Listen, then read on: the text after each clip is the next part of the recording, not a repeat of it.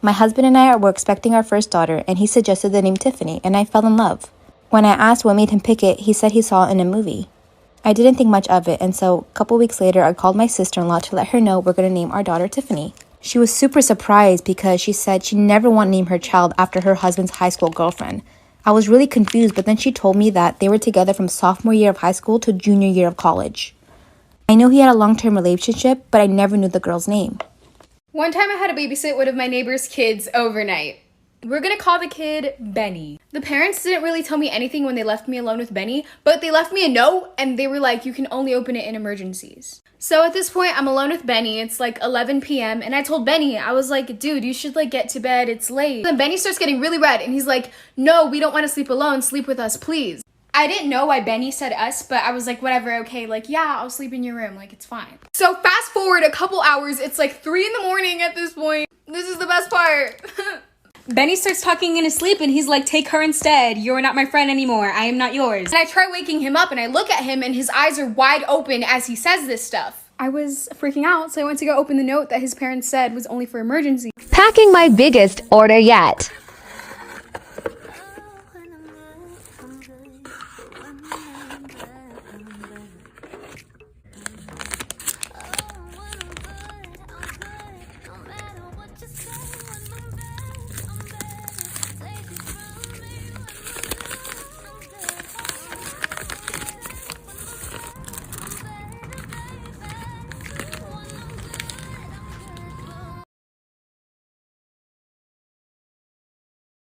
Story time of how I found out that my mom was actually my older sister. My older sister never really liked me as a child. We were never close. I never knew why, but I was guessing it was because of the 10-year age gap. But I'm pretty sure she hated me because she couldn't even look me in the eye. I cannot make this up. She would not look me in the eye. But she never really talked to my parents either. She kind of just kept to herself all the time. Sometimes I have vivid memories of when we were younger and she would always be arguing with my parents about something and I always thought it had something to do with me. Well, I was right. It had everything to do with me because eventually my sister turned 18 and she moved out. For 2 years, I didn't talk to her at all. I honestly don't even think I had her number saved. And I'm pretty sure that she didn't have mine.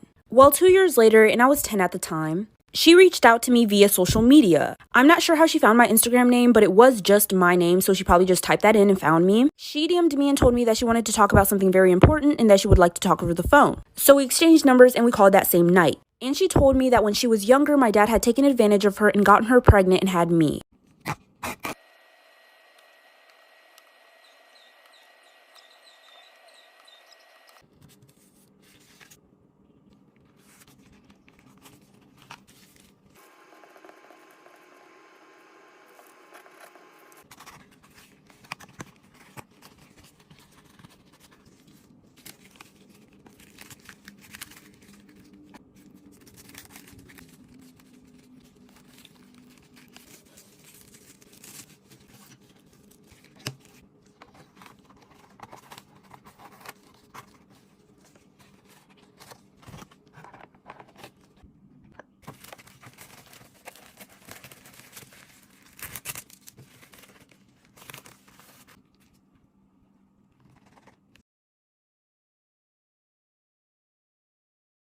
Part 2 of the worst customer ever. After she requested to speak to the manager, I went to get the shift lead and explain the situation. He immediately knew what customer I was referring to. My manager went to speak to her as I remade her drink a 4th time. She demanded that the drink be free and that we also let her pick a food item on the house for wasting her time. When we refused, she went ballistic and started screaming that she would never come here again and that we lost a customer. She demanded that we get the owner of the store down here immediately and said that she wouldn't leave until the owner arrives. We told her that she would have to leave or we would call the cops. She continued screaming at us, took the drink without paying, and knocked over one of the displays on her way out. My manager said that this customer complained almost every day, told me I'm doing a good job, and thanked me for finally getting rid of a Karen. I couldn't believe my eyes when she came back a few days later. I was dreading having to take her order again. To my surprise, my manager confronted her about not paying the other day and knocking over our display. He then asked her to leave, but she went crazy again and refused to leave, and this time we did have to call the cops. Ultimately, she left before the police came and hasn't been back since. Yes.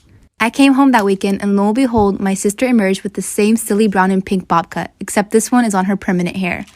She was surprised that I arrived with my hair still long, then realized that I liked her. She was furious that she had to cut that silly hairstyle because she thought I had it. Our parents think that it's a really bad joke and wanted me to cut my hair too to make it up to her. So am I the asshole for telling my sister I cut my hair when I really didn't?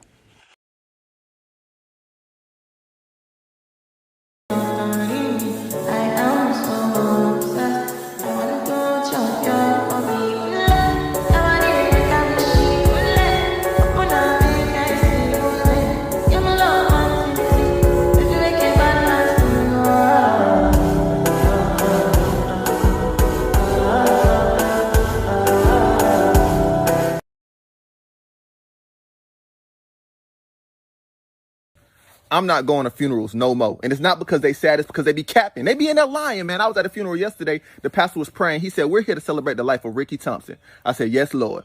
He said he lived a good life. I said, and he said, but he's in a better place now. I said, what? And I had stood up. He said, you okay, son?